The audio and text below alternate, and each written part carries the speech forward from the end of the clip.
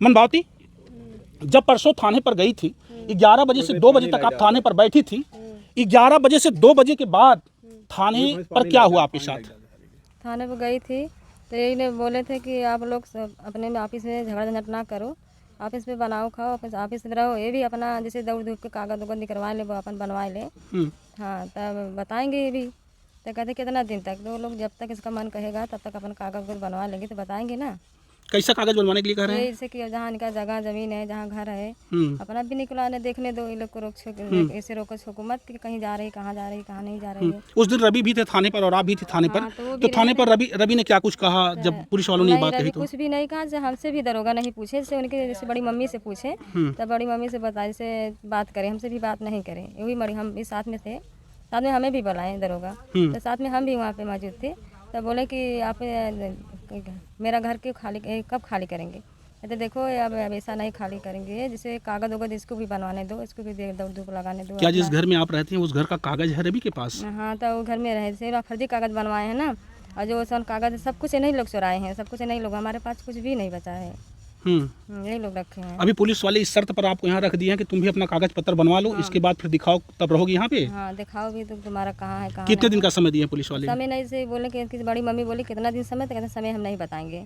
अच्छा, पुलिस वालों ने कहा? किस चीज़ का कागज? आपकी शादी का कागज या जमीन का कागज? किस चीज़ का कागज मांग रहे हैं? जैसे इनका जैसे खेत है, घर है, सब कुछ इसको भी बनवाने दो, इसको भी देखने दो, दो। अच्छा, कुछ लोग कहते हैं कि शंगरू राम से आपकी शादी हुई वो मंदिर में हुई, कोर्ट में नहीं हुई है, तो क्या कोर्ट मैरिज किया था आपने शंगरू राम मंदिर में हुई है या कोर्ट से शादी हुई है? अच्छा, कोर्ट मैरिज वाला कागज है आपके पास? जैसे सब जैसे जन्म दिन हम आए शादी करके, तो उसी बिहान भरे खत्म हो गए, तो कागज घर में रहा। मैं सुबह 7:30 बजे हॉस्पिटल लेके चली गई, उजाला हॉस्पिटल में, तो मैं उधर से लेकर आई। जब भी खत्म हो गए तो हम बाहर पड़ी रही, घर में गई नहीं। जो उनके भतीजे की लड़की औरत आई थी, अधेड़ा वो लेकर आई, उसी सब कुछ उसका पैसा कौड़ी कागज हर चीज़ वो चुरा कर रख दी।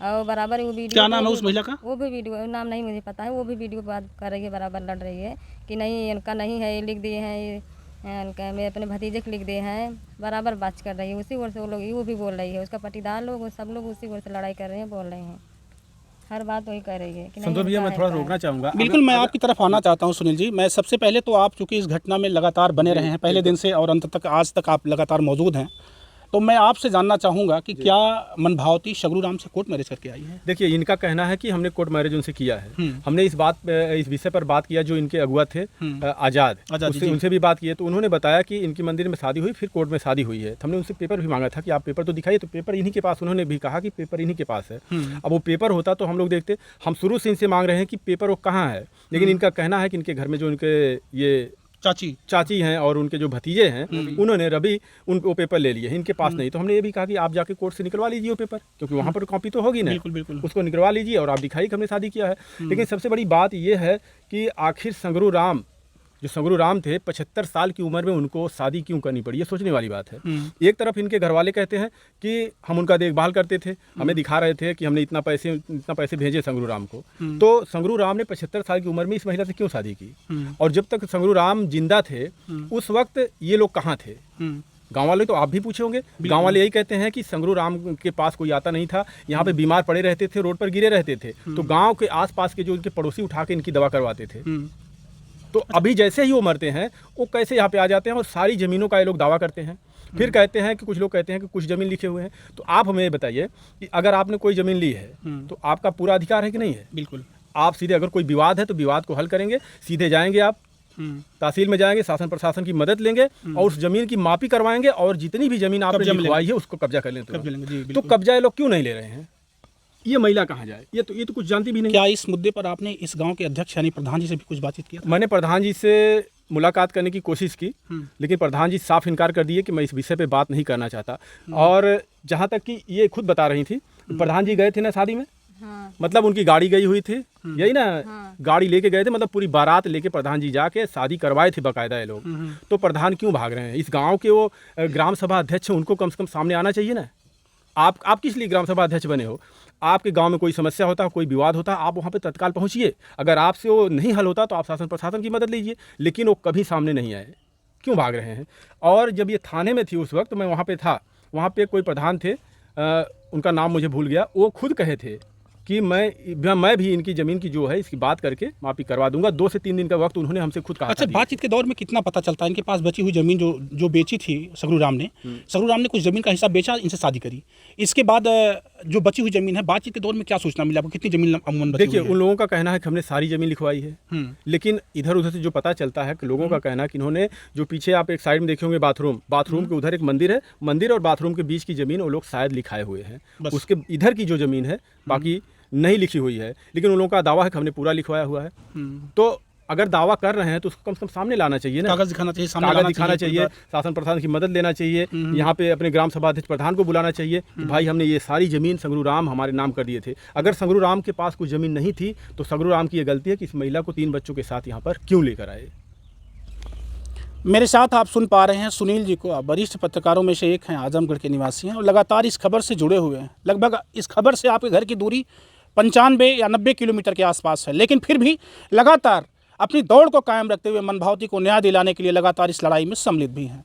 सुनील जी को जो जानकारी है वो लगातार आप तक अपडेट करके मैं इसलिए डाल रहा हूं कि मैं दूसरी रिपोर्ट मनभावती की बना रहा हूं और मैं भी चाहता हूं कि इस लड़ाई में सम्मिलित होकर के इनके साथ लड़ूं या सुनील जी का साथ दे करके इस लड़ाई को ले चलूं वहां तक जहां तक कागज बोलता है, जहां तक कानून और संविधान बोलता है। क्या कुछ कहेंगे आगे? जी संतोष भैया, एक बात और है कि क्या इसमें शासन प्रशासन की लापरवाही नहीं है? बिल्कुल है, संज्ञान में है ना ये मामला।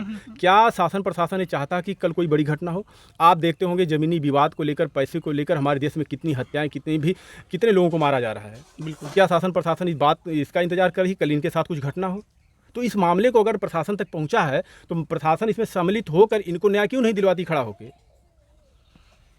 बिल्कुल। अच्छा, ये एक बात और, क्या कभी रवि भी ऑन कैमरा बाइट दिया आपको? नहीं, हमेशा कैमरा से वो भागते रहे। आज भी मैं उनसे कोशिश करूंगा अभी चल के कि वो अपनी बात बताएं। उस समय भी नहीं बताएं, बल्कि थाने में मैंने थोड़ा सा वीडियो शूट कर लिया था तो उसमें वो आपत्ति करने लगे कि भाई आपने वीडियो क्यों नहीं बनाया। हमने कहा ठीक है, नहीं बनाएंगे वीडियो। हमने वीडियो उस समय डिलीट भी कर दिया। हम कहा ठीक है, नहीं करेंगे आपका वीडियो। लेकिन वो सामने बोलने के लिए कभी तैयार नहीं हुए, ना तो घर पर और ना तो उस दिन थाने में। कहीं भर उनका परिवार, उनके एक चाची हैं, कोई है, वो बोलती हैं, लेकिन वो रवि कभी सामने नहीं आते। वो सिर्फ पेपर दिखाते हैं कि हमारी ज़मीन इतनी है, लेकिन जबकि अधिकार उनका है कि अगर आपने ज़मीन लिखवाई है तो आपके पास पूरा अथॉरिटी है, पूरा अधिकार है, आप उसकी माफ़ी करवा कर अपनी ज़मीन कब्जा कर लीजिए। अगर उस पर ये दावा करती है तो फिर इनकी गलती है। प्रधान से बातचीत आपकी ऑन फोन या कभी बाई फेस? ऑन फोन हुई थी। प्रधान ने साफ इनकार कर दिया कि हम इस मामले में बात नहीं करना चाहते और ना ही हम सामने आएंगे ना बात करेंगे। तो हमने उनसे कहा था आप गांव वालों से मिलकर के क्या लगता है आपको? गांव वाले प्रधान भी बोल रहे थे कि जो ताला लगा था हमारे घर में, मैं ताला तोड़ी जो, तब बोल रहे थे कि वो पाटीदार जो है रवि को सबके बोले थे इसे जाओ मार के घर में से बाहर निकालो, जो गाँव का लड़का हम भी रोक रहे हैं। अच्छा, प्रधान ने बोला था कि प्रधान जाके मतलब प्रधान ने कहा कि मारो और भगाओ इसे। ये बात जो आप कह रही हैं, ये बात आपके जो ग्राम सभा अध्यक्ष प्रधान जी है ये बोले थे कि मार के बाहर निकालो? हाँ, जो लालजी प्रधान है, लालजी यादव है, तो कहते हैं कि जबरदस्ती कर रही है। एक रात में आई तो क्या हुआ, उसका संपत्ति लेना चाहती है। अपने पवन लोग से बोली, उसको पाटीदार रवि। अच्छा सुनील जी, एक बड़ा सवाल आपसे फिर उठता है, क्या लगता है ये महिला जैसे एक रात के लिए ही से सगरू राम के साथ आती है, कोर्ट मैरिज करके आती है, चाहे मंदिर में ही शादी करके क्यों ना आती हो, क्या लगता है उनके मर जाने के बाद ये फिर से उनके प्रॉपर्टी की हकदार है? ऐसा कुछ मानवता या संविधान? अगर इन्होंने कोर्ट से शादी की हुई है तो चाहे एक रात के लिए हुई हो या तो 1 मिनट के लिए हुई हो, अगर इन्होंने साइन कर दिया अपनी रजामंदी से, दोनों शादी कर लिया कोर्ट के द्वारा, तो ये लीगल शादी मानी जाएगी ना। अच्छा, आज़ाद क्यों हटता है इस मामले से? जैसे आज़ाद ने शादी करवाई और आज़ाद की बाइट भी आप लोगों ने चलाया था, तो आजाद अब क्यों कतरा रहा है या देखिए, हो सकता है कि आजाद के ऊपर कुछ दबाव हो, ना बात करना दोबारा से आजाद से फिर आप लोगों ने बात किया? हाँ, फोन से हमसे बात हुई थी तो उन्होंने कहा कि हमारे फुआ के लड़के बहुत बीमार हैं, हम इस वक्त बात नहीं कर सकते, उनको लेके बहुत परेशान हैं और इससे कुछ बात ज़्यादा नहीं हो पाई हमने उनसे कहा कि आप क्या लगता है आजाद आपको क्या करते हैं, मना करते हैं, साथ देते हैं, क्या करें? आजाद क्या कहते हैं कि जैसे उनका भी दबाव दिया जा रहा है ना, उनके बातचीत करने के लिए उनके घर पे जाके लोग झगड़ा उगड़ा कर रहे थे कि आपने मेरा घर बर्बाद कर दिए, आपके यहाँ पे लिया उसके पास आए, उसके भी दबा दिया रही। कल मैंने एक बुजुर्ग हैं यहीं के, फूलचंद यादव, मैंने उनकी रिपोर्ट लगाई थी, आज भी चल रही वो रिपोर्ट। उन्होंने बताया कि 75 साल की उम्र तक सगरू राम को देखने के लिए उनके भतीजे कभी दिखे नहीं, यहीं बगल में उनका घर है कहीं आसपास। तो वही है, गांव के लोग भी, बाहर के लोग भी जो भी देख रहे हैं कि आखिर ये 75 साल की उम्र में इन्होंने शादी इनको क्यों करनी पड़ी। सवाल तो है ना, बड़ा सवाल। एक व्यक्ति क्यों 75 साल की उम्र में शादी करेगा?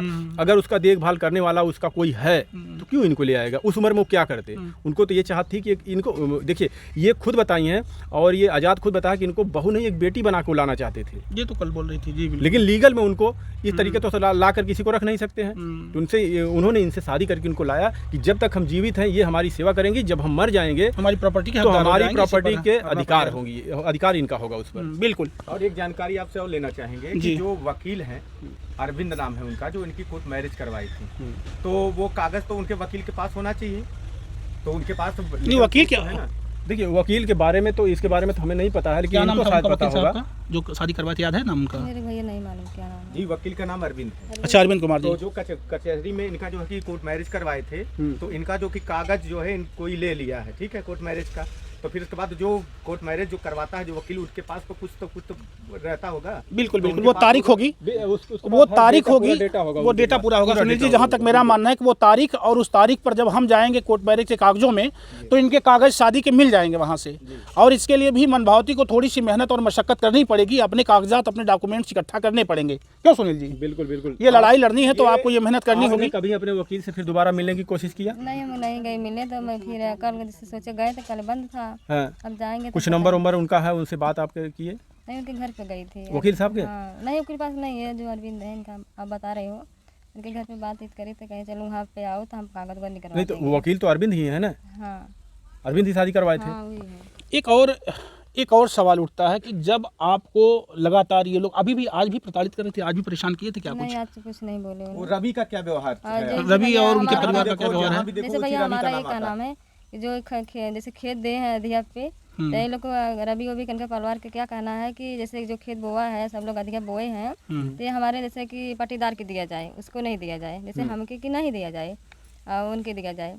तो जैसे हमारा ये का नाम है कि अधिया पे खेत दिए हैं, जो उनका था हिस्सा से रुके हम, जैसे कि हम लेना चाहते हैं, जैसे हमें दिया जाएगा, हम अगर नहीं लेंगे तो अपने हमारे बच्चे क्या खिलाएंगे। मतलब आप चाहती हैं कि जो अधिया पे जो भी खेत जुताई करते हैं, बुआई करते हैं, जो उसमें से मिले आपको, आपको मिलना हाँ, चाहिए, मिले और पट्टीदार आपके चाहते हैं कि हमें मिलना चाहिए। हाँ, लोग कहते हैं कि हमें मिलना चाहिए। जैसे ये भी बुआए हैं खेत अधिया कौन कर रहा है? अधिया कौन कर, उसका नाम जानती हो? नहीं नहीं, नाम तो नहीं जानती भैया, सबके बुला के हमारे सामने बात करे थे कि अगर हम लोग दिल्ली चले जाएंगे तो हमारे पट्टीदार के दिए, ये लोग यही बोले थे, रवि उनकी बड़की मम्मी उम्मी यही बोली, कि जो दाना निकलता है वो दाना मेरी पट्टीदार को दिया मेरे जाए। पट्टीदार के दिया जाएगा। तो आपने पता करने की कोशिश नहीं की कौन कौन इंसान है जो आपका खेत संगरूराम की जुताई कर रहे हैं, बुआई कर रहे हैं? नहीं पता, तो मैं 2000 अच्छा सुनील जी, एक और सवाल मैं आपसे